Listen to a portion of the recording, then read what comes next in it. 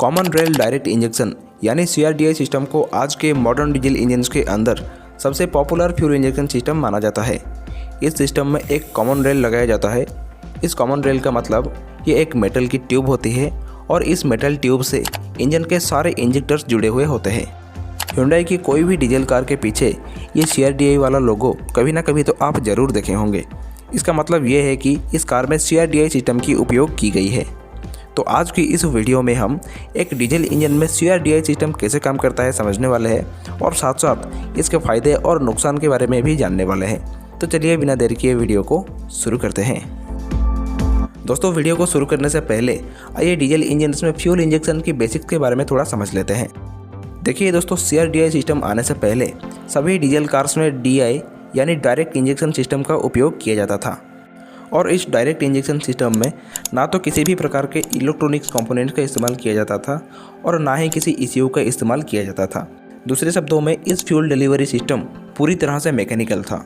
Fuel injection pump यानी FIP diesel engines का एक मुख्य कंपोनेंट होता है और इस FIP का काम फायरिंग ऑर्डर के मुताबिक इंजन के अलग अलग सिलेंडर में प्रॉपर क्वांटिटी में डीजल को इंजेक्ट करना होता है।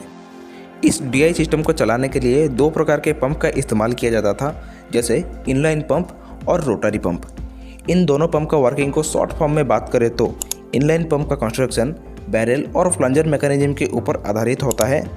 इस पंप के अंदर इंजन के हर सिलेंडर के लिए अलग अलग प्लंजर का इस्तेमाल किया जाता है और ये सारे प्लंजर्स एक ही लाइन में प्लेस्ड होते हैं, इसीलिए इसे इनलाइन फ्यूल पंप कहा जाता है। यहाँ पर आप जो इस हाई प्रेशर लाइन देख रहे हो ना, ये फ्यूल पंप के अलग अलग पोर्ट से इंजन के अलग अलग सिलेंडर का इंजेक्टर से जुड़ी हुई होती है। अगर फ्यूल पंप का पहला पोर्ट इंजन के पहले सिलेंडर को फ्यूल सप्लाई करता है तो उसे सिर्फ पहला सिलेंडर को ही फ्यूल सप्लाई करना होता है। ऐसे करके ये 4 अलग अलग पोर्ट इंजन की 4 अलग अलग सिलेंडर तक फ्यूल डिलीवरी करते हैं। अगर इंजन 6 सिलेंडर की होगा तो उसका पंप में 6 पोर्ट्स होंगे। लेकिन दोस्तों, जो रोटरी पंप होता है ना, उसमें इनलाइन पंप जैसा हर सिलेंडर के लिए अलग अलग प्लंजर नहीं होता है। रोटरी पंप में सिर्फ एक ही प्लंजर रहता है, चाहे इंजन कितने सिलेंडर की भी होना क्यों। इस प्लंजर खुद घूमने के साथ साथ रेसिप्रोकेट करके फ्यूल को कंप्रेस करता है और फ्यूल पंप के आगे एक डिस्ट्रीब्यूटर लगा हुआ रहता है जो कि इंजन फायरिंग ऑर्डर के मुताबिक अलग अलग सिलेंडर तक फ्यूल डिलीवरी करता है। ये दोनों पंप्स डीजल इंजन्स में बहुत कामयाब तो थे, लेकिन ये कहीं ना कहीं अनरिलायबल थे और ज़्यादा पॉल्यूशन करते थे। आगे चल के BS4 एमिशन नॉर्म्स लागू होते ही सारे कार मेकर्स ने अपने डीजल इंजन्स में CRDI सिस्टम लगाना शुरू कर दिया था। अब ये जो CRDI सिस्टम होता है, इसे पूरी तरह से इलेक्ट्रॉनिकली यानी ECU के द्वारा कंट्रोल किया जाता है।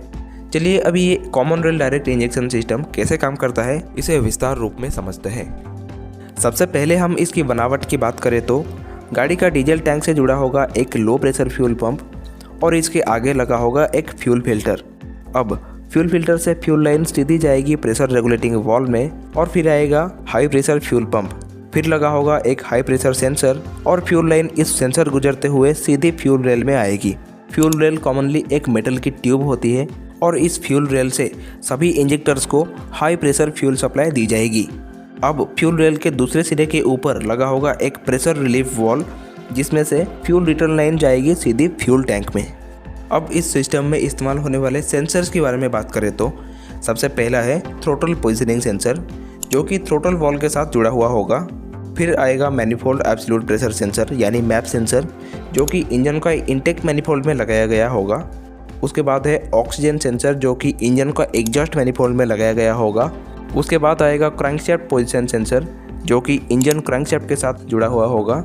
और लास्ट में होगा एक फ्यूल टेम्परेचर सेंसर, जो कि फ्यूल टैंक में लगाया गया होगा। अभी ये पांचों सेंसर और pressure control sensor, pressure control valve और सारे इंजेक्टर्स कनेक्ट होंगे ECU यानी इंजन कंट्रोल यूनिट के साथ। अभी ये पूरा सिस्टम का वर्किंग की बात करें तो चलिए शुरुआत सबसे पहले हम सेंसर से ही करते हैं। थ्रोटल पोजीशनिंग सेंसर एक्सीलरेटर देने पर थ्रोटल का पोजीशन सेंस करके सिग्नल भेजता है ECU के पास, ताकि ECU को पता चल पाए कि ड्राइवर ने कितना एक्सीलरेट कर रखा है। अब manifold absolute pressure sensor sense करेगा कि कितना हवा इनटेक मैनिफोल्ड होकर सिलेंडर के अंदर जा रहा है और उसका सिग्नल ECU को देगा। अब oxygen sensor engine exhaust gases में कितना अनबर्न्ड ऑक्सीजन पार्टिकल्स इंजन से बाहर जा रहा है उसे सेंस करेगा और इस डाटा को भेज देगा ECU के पास। उसके बाद क्रैंकशाफ्ट पोजीशनिंग सेंसर क्रैंकशाफ्ट का पोजीशन को सेंस करेगा और इस डाटा को भेजेगा ECU के पास। और आखिरी में फ्यूल टेम्परेचर सेंसर ये सेंस करेगा कि फ्यूल टैंक के अंदर जो फ्यूल है उसका टेम्परेचर कितना है और इस डाटा को भी भेजेगा ECU के पास।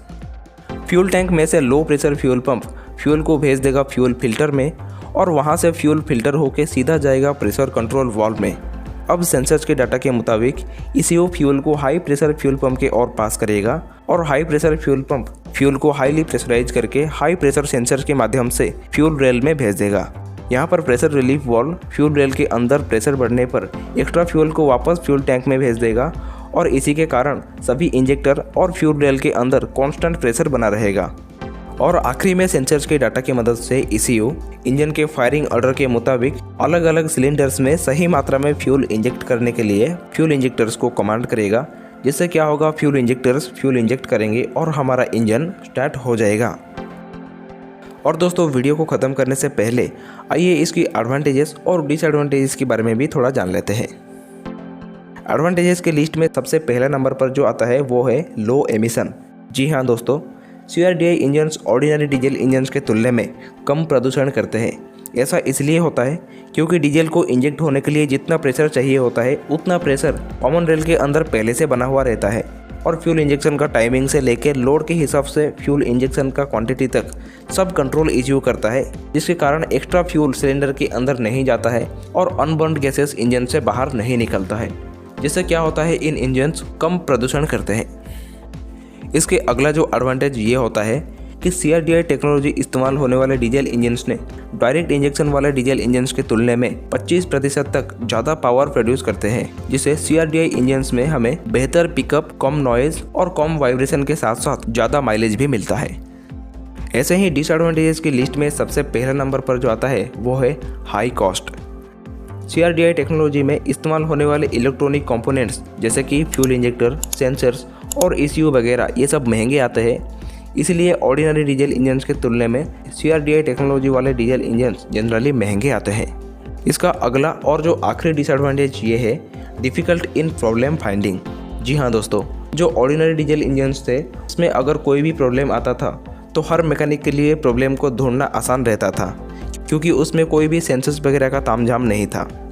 लेकिन ये CRDI इंजन्स में अगर कोई भी प्रॉब्लम आती है, इसे ढूंढना आसान तो रहता है, लेकिन इसमें ECU स्कैनर, OBD स्कैनर जैसे टूल्स की ज़रूरत पड़ती है प्रॉब्लम को फाइंड करने के लिए। और ये सब ऑपरेट करने की जानकारी एक मैकेनिक के पास होना चाहिए, अर्थात मैकेनिक स्किल्ड होनी चाहिए, तभी जाके मैकेनिक इंजन को सही करा सकता है। हालांकि 2024 में ये कोई बड़ी समस्या नहीं है। बड़ी समस्या तो तब थी जब ये 6-7 साल पहले नया मार्केट में आई थी। आखिरकार कंक्लूजन में अगर हम डिसएडवांटेजेस की ये हाई कॉस्ट वाला फैक्ट को छोड़ दे तो डायरेक्ट इंजेक्शन वाले इंजन से CRDI इंजन्स कहीं गुना बेहतर होते हैं। खैर, इसके ऊपर आपका राय क्या है कमेंट बॉक्स में लिखकर ज़रूर बताइए। तो दोस्तों, वीडियो को यहाँ तक देखने के लिए आपको बहुत बहुत धन्यवाद। अगर इस वीडियो आपको पसंद में आया तो वीडियो को लाइक और चैनल को सब्सक्राइब जरूर कीजिए। और हाँ, आगे किस टॉपिक के ऊपर वीडियो देखना चाहते हो कमेंट करके ज़रूर बताइए। मिलते हैं अगले वीडियो में। नमस्कार।